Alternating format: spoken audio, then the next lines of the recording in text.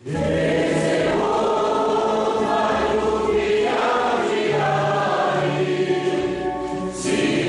ny lozan-dranomasina nanjo azy ny ministra Nadine Ramarsona sy ny mpiara-miasa akaiky aminy dimy hafa ny alahady heriny lasa teo.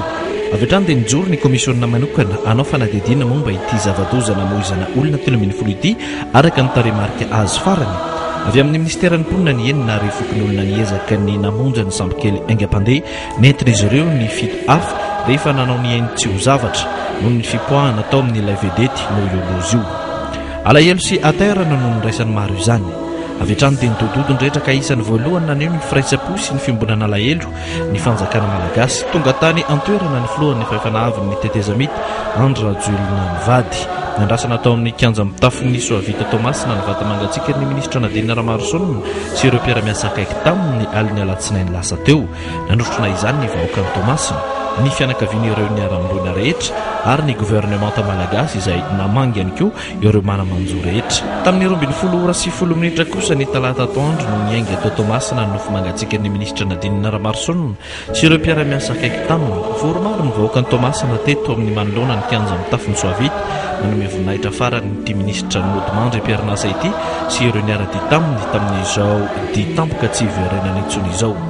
Hita soritra teny amin'ny endriky ny maro ny alahelo fa eo ihany koa ny fahatsiarovany misosy ny fikelezanaina nataon'ity ministra mbola azo ambara fa tanora Nodimandry tampoka ity tamin'ny fahanginana sy ny fanajana no nanaovan'ny vahoaka Tomasina veloma farany azy manamorona ny arabe tao an-tampon-tanàna. Rehefa niala tao Tomasina dia nandalo tao Elville izay misy ny rantsany orinasa zavon'ireo tropikala no fangatsiaka ny ministra Nadine Ramarsona.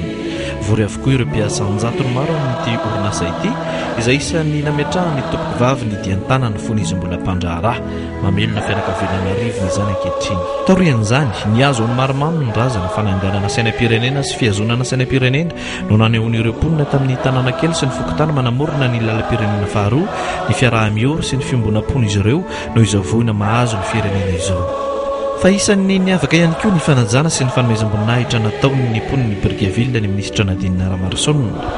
Vory maro ny vahoaka teto tokony ho tamin'ny 3 ora sasany nandalovan'ny cortège nitondra ny razana. Mifakahary tamin'izy ireo teto ny CST Alain Ramarsona izay fianakaviana akaikin-dramato ministra nakazy tany Tomasina. Maro ireo latsa-dranomaso satria isan'ny nandalovan'ity ministra ny mponina Nodimandry ity matetika ny teto Brickeville. Antsapanana no tanàna manaraka ny janonana ny sampana ny dia teto. Avy hatrany dia niazo ny Manoro tanàna misy ny tanindrazana ny fiara nitondra ny fianakaviana sy ny nofo mangatsiaka n'ilay mpamily ny ministra Nadine Ramarsona Nodimandry miaraka taminy.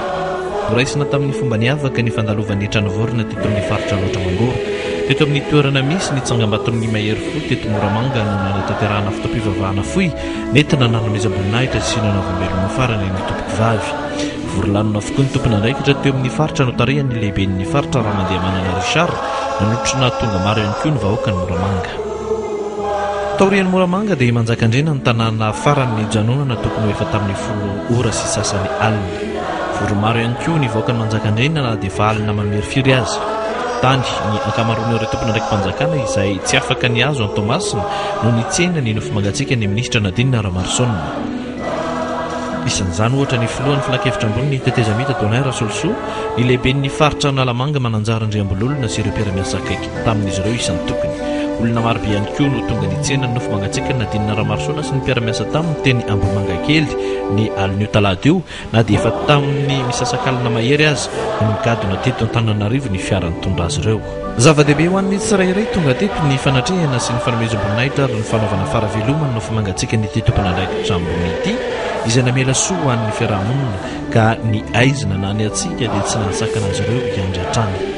Ny janona minitra maromaro teto Ambohimangakely ny nofo mangatsiaka ny ministra Nadine Ramarsona sy ireo mpiara-miasa taminy ny alohany nitondrana azy ny azo ny trano fonenany ny ray aman-dreny ny tsirairay avy. Ho an'ny ministra Nadine Ramarsona dia niazo any Ivandry izany.